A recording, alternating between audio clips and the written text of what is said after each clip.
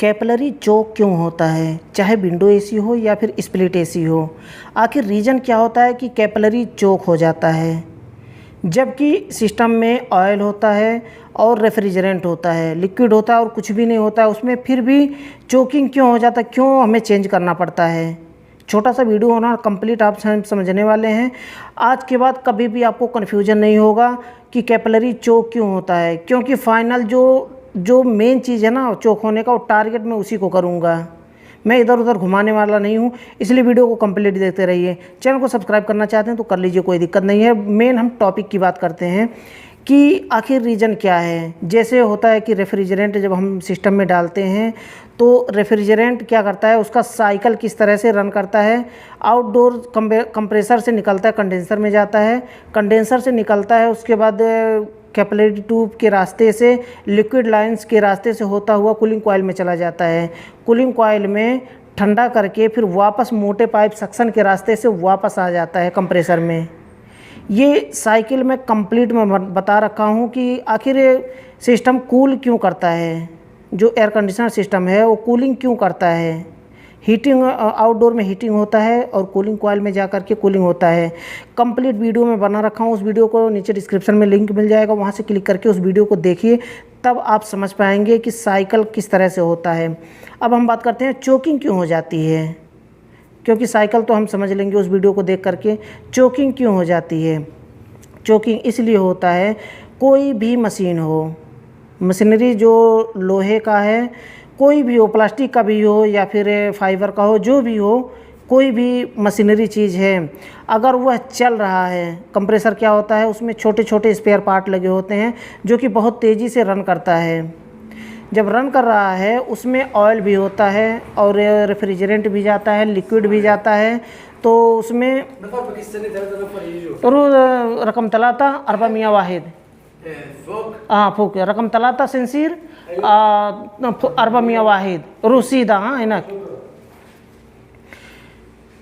तो जब मशीन चलता है उसके ना कंप्रेसर के अंदर स्पेयर पार्ट चलता है तो उसमें ऑयल, कुछ परसेंट ऑयल भी रन करता है लिक्विड और रेफ्रिजरेंट के साथ में। तो जाहिर सी बात है कि कोई भी मशीन जब चल रहा होता है तो उसके पार्ट घिसते हैं, उसके पार्ट रगड़ते हैं, आपस में घिसते हैं, तो उसमें से छोटा छोटा टुकड़ा निकलता है। जब घिसते घिसते जब छोटा मोटा निकलता है, कितना भी क्लीन ऑयल उसमें डाला जाए, जब ऑयल को चेंज करते हैं, जैसे हो गया बाइक का जब इंजन जब सर्विस होता है तो आप देखे होंगे ऑयल उसमें तो क्लीन ऑयल पड़ता है, लेकिन जब वापस निकलता है तो कितना कचरा होता है उसमें।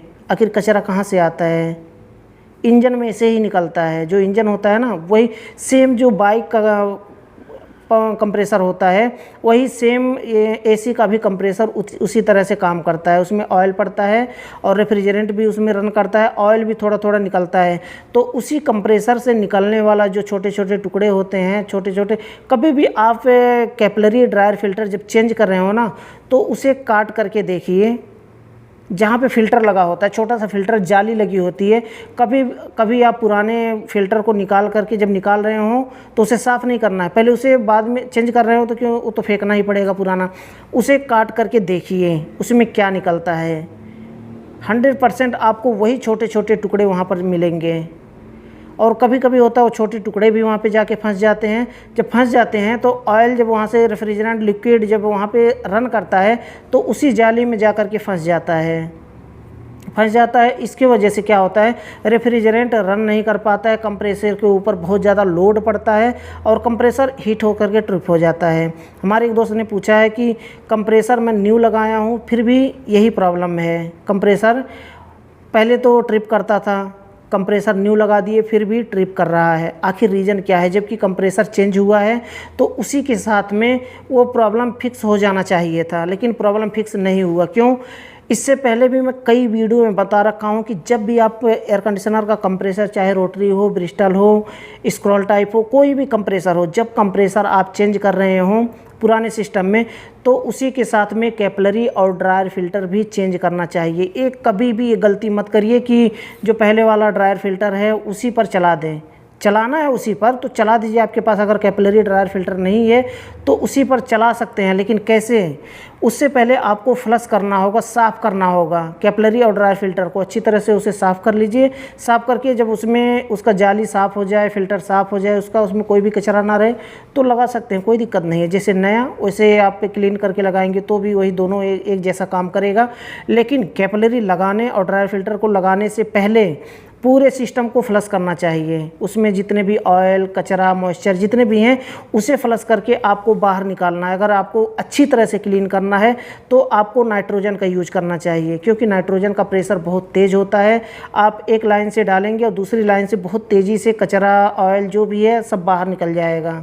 इस तरह से आप क्लीन कर सकते हैं। तो आपका कंप्रेसर दोबारा जब आप इंस्टॉल करेंगे तो कभी भी ख़राब नहीं होगा। नहीं तो कंप्रेसर तो अभी तो ट्रिप ही हो रहा है ना। कुछ समय के बाद 2-3 दिन के बाद, 4 दिन के बाद या तो 1 वीक चलेगा, उसके बाद फिर से वो कंप्रेसर डैमेज हो जाएगा, स्टक हो जाएगा। जैसे कि ऑलरेडी मैं एक वीडियो बना रखा हूँ कि कंप्रेसर हमारा स्टक हो गया था, उसी तरह से स्टक हो जाएगा, ख़राब हो जाएगा, फिर से आपका पूरा पैसा डूब जाएगा। इसलिए जब भी कंप्रेसर चेंज कर रहे हों तो कैपिलरी और ड्रायर फिल्टर भी चेंज करना चाहिए। तो मुझे लगता है कि आप समझ गए होंगे कि आखिर कैपिलरी ब्लॉक क्यों होती है, चोक क्यों होती है। तो यही रीज़न होता है कि जो कंप्रेसर के अंदर जो स्पेयर पार्ट चलते हैं, आपस में घिसते हैं, उसमें से छोटा छोटा टुकड़ा कचरा फचरा बन जाता है, उसके बाद वही निकलता है, जा कर के उसमें फंस जाता है जाली में। इसीलिए फ़िल्टर लगाया जाता है ताकि वहाँ जा कर के फंस जाए और वापस कंप्रेसर में ना आने पाए, क्योंकि कंप्रेसर तब सेफ़ रहता है। अगर ड्रायर फिल्टर ना लगा हो तो कचरा सीधा जाएगा और कूलिंग कॉइल में होते हुए कूलिंग कॉइल में जा कर के फंसेगा, और या तो कंप्रेसर वहाँ से अगर कूलिंग कॉइल से निकल भी गया तो कंप्रेसर में आकर के फंस जाएगा। इस तरह से आप बचा सकते हैं अपने कंप्रेसर को और ट्रिप होने से बचा सकते हैं। तो मुझे लगता है कि आपको समझ में आ गया होगा। अगर आपका कंप्रेसर नया लगाने के बाद भी अगर ट्रिप हो रहा है 1 मिनट पे, तो आप कैपिलरी और ड्रायर फिल्टर चेंज कर दीजिए, और चेंज करने से पहले उसे अच्छी तरह से फ्लश करिए। ये प्रॉब्लम नहीं आएगी, प्रॉब्लम फिक्स हो जाएगा। लेकिन उससे पहले आपको ये कंफर्म करना होगा कि आपका कंप्रेसर सही है। कभी कभी ऐसा भी होता है कि कंप्रेसर ख़राब होता है जो कि हाई एम्पियर लेकर के ट्रिप हो जाता है। अगर ऐसा है कि आप कंप्रेसर को विदाउट लोड चला रहे हैं, यानी कि गैस नहीं है, कैपिलरी जॉइंट नहीं, कोई भी पाइप जॉइंट नहीं है, कंप्रेसर को डायरेक्ट चला रहे हैं, अगर फिर भी 1 मिनट में ट्रिप हो रहा है तो फिर समझ लीजिए कंप्रेसर ख़राब है। अगर विदाउट लोड के कंप्रेसर सही चल रहा है और लगाने के बाद कंप्रेसर ऐसा चल रहा है तो फिर समझ लीजिए कि चोकिंग है सिस्टम में। उसे फ्लश करिए, कैपिलरी को चेंज करिए, सही हो जाएगा। तो मुझे लगता है कि वीडियो आपके लिए काफ़ी यूजफुल रहा होगा। अगर आपको पसंद आया हो, आपके लिए यूजफुल रहा हो तो वीडियो को लाइक ज़रूर कर दें। और लास्ट में फिर से बताना चाहूँगा, चैनल को सब्सक्राइब नहीं किया तो चैनल को सब्सक्राइब कर लें और बेल आइकन को प्रेस करके ऑल पर क्लिक कर लें, ताकि जितने भी वीडियो मैं बनाऊं आपको सबसे पहले नोटिफिकेशन मिल पाए और वीडियो को देख पाएँ सबसे पहले। तो आज के लिए बस इतना ही था। अगले वीडियो में फिर जल्दी मिलते हैं एक नए टॉपिक के साथ।